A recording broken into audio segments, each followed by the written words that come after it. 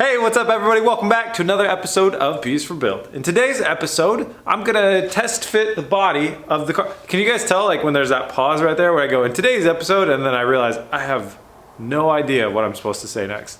In today's episode, I'm gonna focus on test mounting the body of the car and like the front fenders and everything. Make sure that we're clearing the engine. So that'll figure out our body height, and then once we get the body height situated, I can start looking at putting the roll cage stuff onto the frame. So that should actually be really fun, and I can't wait to get started.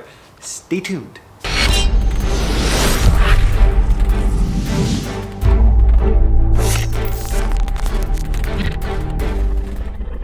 All right, jumping straight into the struggle bus. The rear subframe needs to go onto the frame. The engine is really kind of weighing this whole thing down that way. So I need to get that subframe up. You guys know it weighs a lot and it's not fun to mount in there, but we got to get it mounted in there if I want to do this properly. So that's the first step. We're going to remount the rear subframe.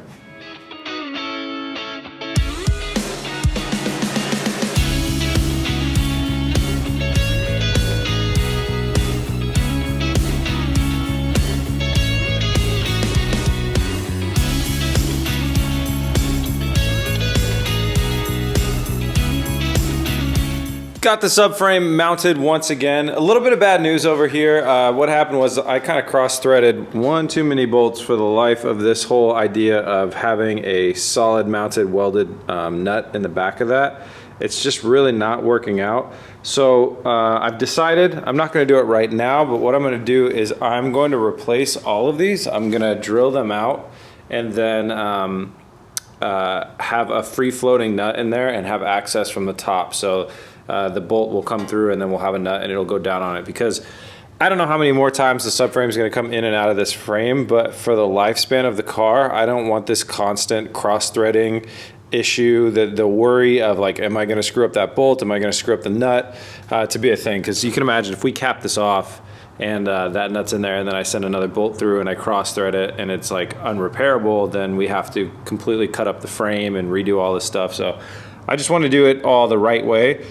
So unfortunately that means that, yeah, we're gonna have to spend a little bit of time, drill out those nuts, replace the backing plate and put a free floating nut in there and develop some sort of access. So it'll probably be a plate that comes over this with a hole in the center so we can bring a, or maybe like a nice cylinder actually, I don't know. So we can bring a socket down on top of that.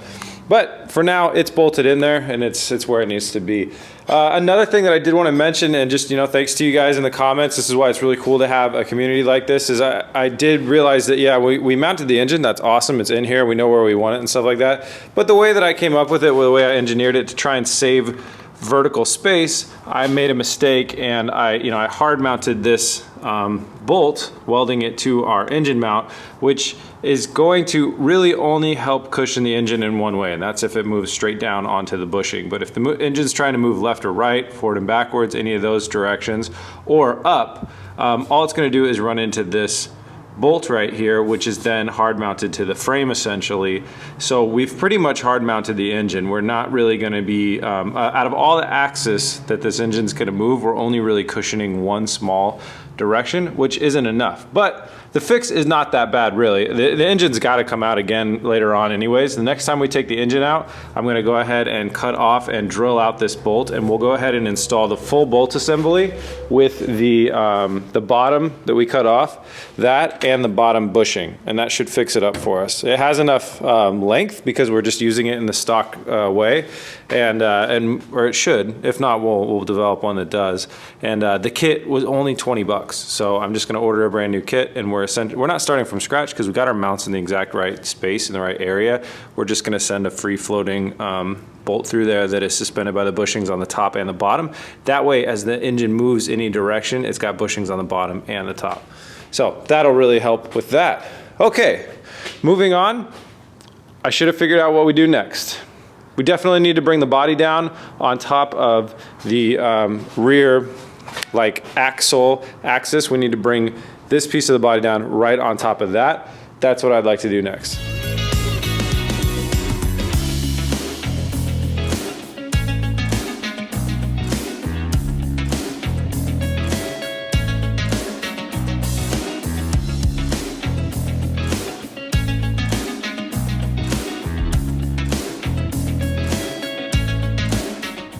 got the body lowered down, and it's all really good news. So the body is actually now sitting on jack stands and a jack, and on the other side is jack stands. It's no longer being suspended by the roof over there.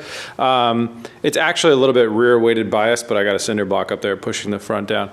And I say it's really good news because it's sitting at a good spot in relation to the frame, the body is. And when we look at what the maximum amount of low is going to be, it's looking like the body is going to sit 1 inch higher as far as the ground, where the bottom of the ground touches the car, than the engine oil pan and this weird suspension guy right here. I feel like the bottom of this might actually be one of the lowest parts of the build. So when you look at I measured off the ground the bottom of the car versus the oil pan, the bottom of the car is 1 inch higher off the ground. So and what that means really is when we air out our suspension, so we're going airbag suspension on this car because I wanted it to be able to look low, because the reality of it is I think it's going to have to be a little bit higher, and it really won't actually. To have, say, the oil pan be, say, 3 inches off the ground, 3 or 4 inches off the ground, the body's going to be 5 inches off the ground, that's not going to look weird. But I was worried about that, so I got airbag suspension for this car. Also, it's going to be a bit of a show car, so I got airbag suspension for this car that will be able to air this thing out till the engine hits the ground. So we air it out. Engine, transmission, or the engine, the oil pan, well, really whatever we build to block it, but something will hit the ground in that area, and then the body will be resting. The frame will hit the ground. I'm having trouble saying this, but the frame will hit the ground, and the body will be 1 inch off of the ground. So it'll look like it's on the ground too. And that's cool. That's the look that I wanted to. So like, this is a big win. As long as we fit the fender and the hood over this section, which I really don't think that we're gonna have any trouble doing that. So the next step is to do the exact measurements. I think the next step is to do the exact measurements, position the body right over the frame. So measure from this pinch weld, take this molding off, measure from this pinch weld to the frame on both sides, square it all the way up, and actually weld the body onto the frame with like temporary, because again, this body isn't the body that we're using.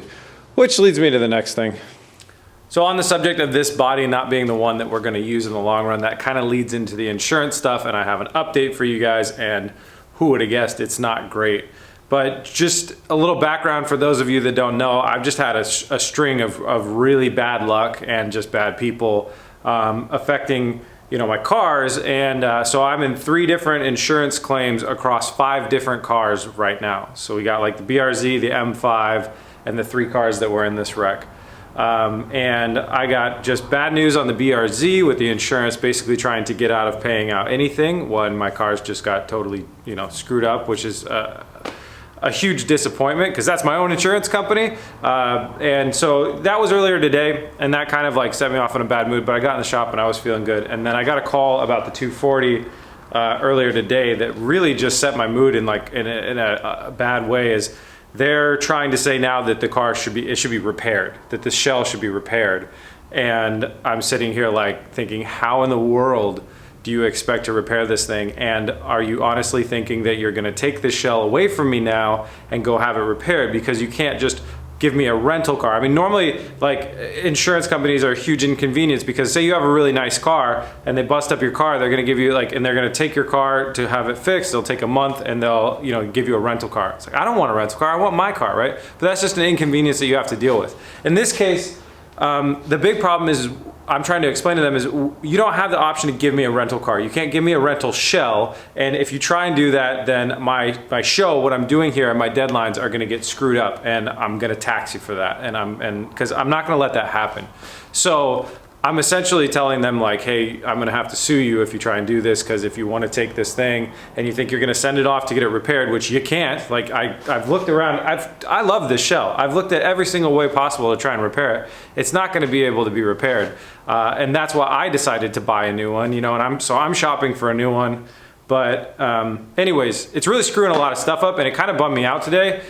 So I think I'm just gonna cut this one here, because I'm just having a lot of trouble like working, because you know, when sometimes you get in negative headspace and you just, you know, it's just uncomfortable, right? And we've all been there. That's life. I don't think it's healthy to just like sit there and keep grinding and pedal to the metal and try and maybe work your way through it, or you know, maybe distracting yourself is a good way, but I'm not doing very well with distracting myself right now, I'm not that seriously bummed. I'm pissed off. I'm like mad, and I don't want to, you know. So, anyways, I'm just gonna tap out for the rest of the day. I wanted to give you guys this update though, because we did take the weekend off, and then I had this awesome day with my parents yesterday. That was so much fun.